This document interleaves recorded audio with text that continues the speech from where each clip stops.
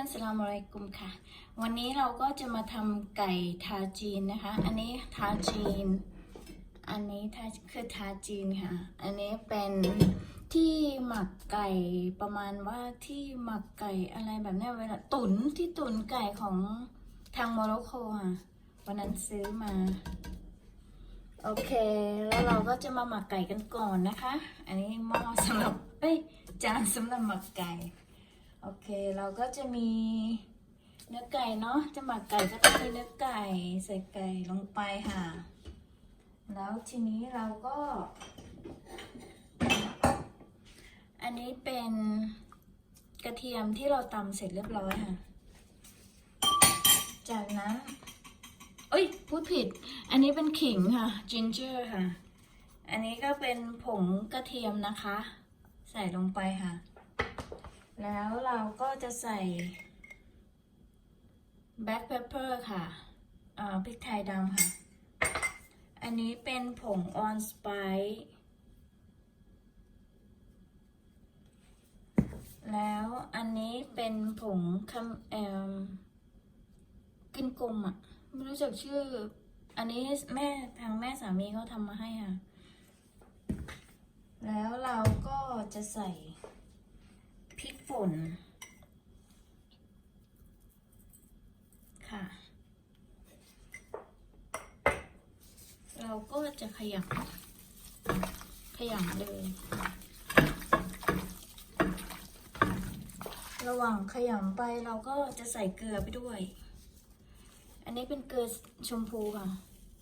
ใส่ไม่ต้องเยอะก็ประมาณสัก1 ช้อนชาได้ฮิมาลายันซอสเมื่อกี้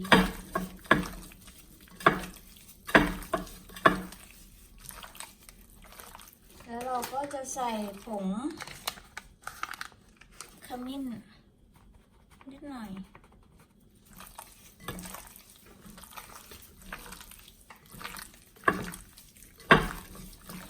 แล้วก็จะหมักแบบนี้เลยค่ะ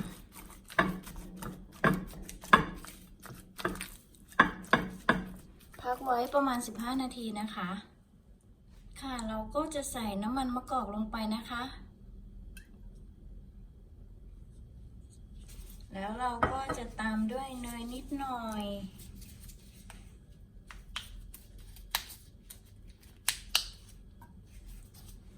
อันนี้ยังไม่ได้ตั้งไฟนะเพื่อนๆเราก็จะวางหอมลงไปค่ะ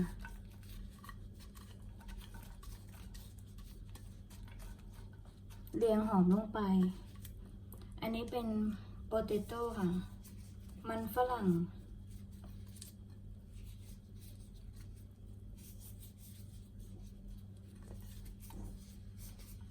ค่ะ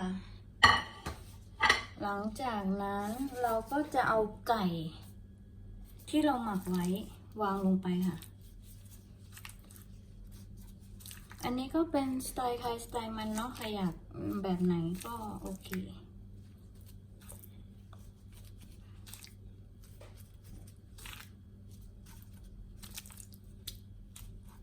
อันนี้เขาเรียกว่า chicken tajine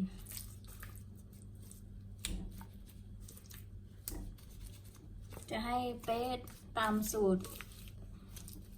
ต่างที่ประเทศเขาก็คงไม่ใช่ ก็ประมาณนี้ค่ะหลังจากนั้นเราก็ใส่พริกสีสันที่เราเตรียมไว้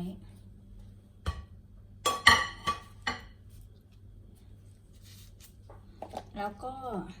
มะนาวดอง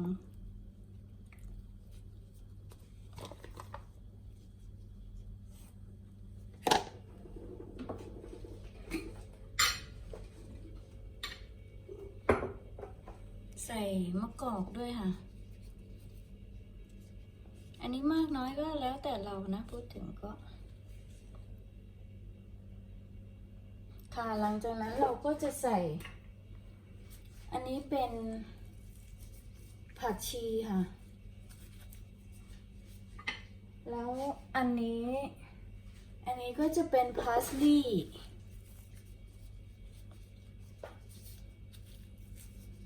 จะใส่แบบนี้เลยค่ะใส่ทุกอย่างรวมกันให้หมดเลย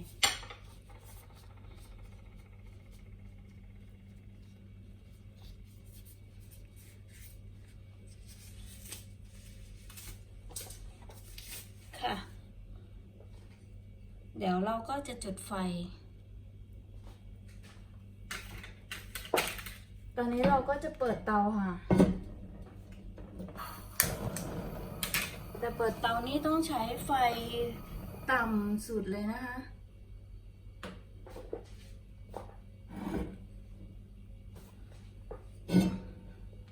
จากนั้นเราก็ปิดฝาค่ะไฟต่ำปิดฝาแล้วเราก็จะอบไปประมาณ40นาที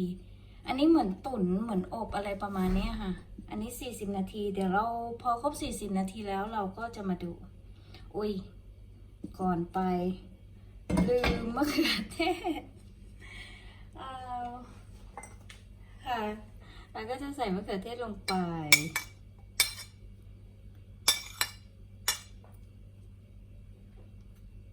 ค่ะง่ายๆทุกอย่างเอามารวมกันแล้วก็เอาไปใส่ในหม้ออบอะไรประมาณนี้ค่ะแล้วก็ใส่มะเขือเทศลงไปแบบนี้นะคะแล้วเราก็ปิดฝาเกน40นาทีมาดูกันค่ะเพื่อนๆ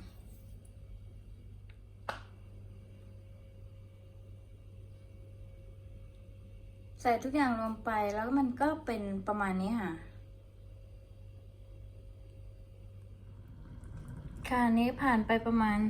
10นาทียังไม่ถึงดีเห็นว่ามันเดือดปุดแล้วอันนี้เขาจะมีรูระบายด้วยนะเดี๋ยวเราจะแอบดูก่อน40นาทีแอบเปิดฝากัน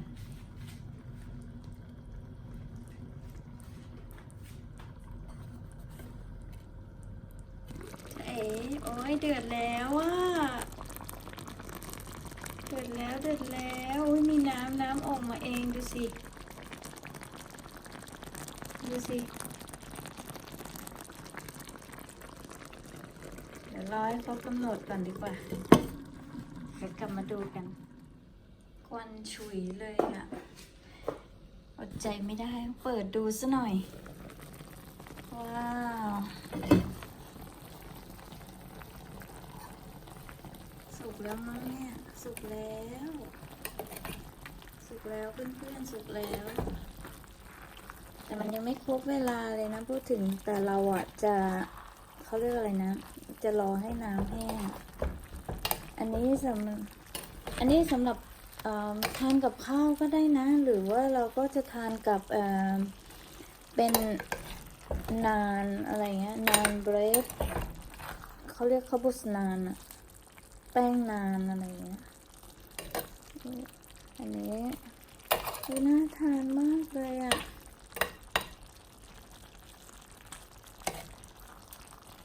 เดี๋ยวรอให้แห้งอีกก่อนได้อีกนิดนึง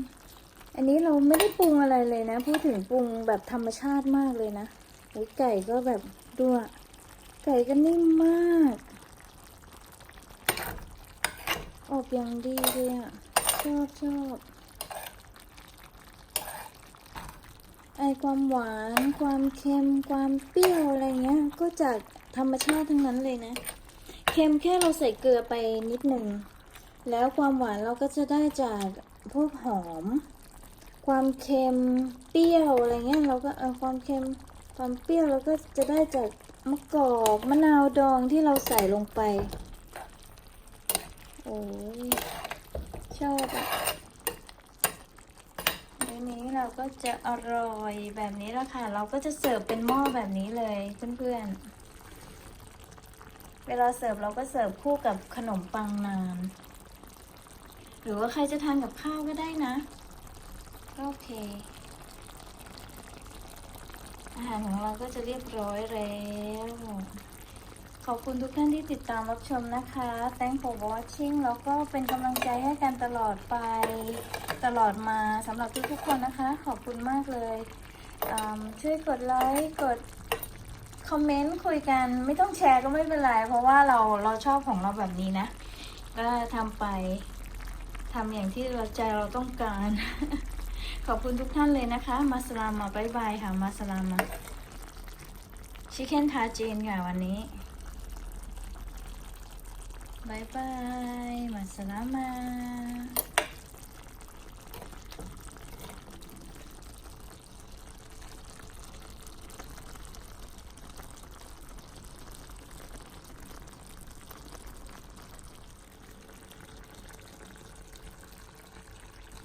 อันนี้คือแป้งนานค่ะ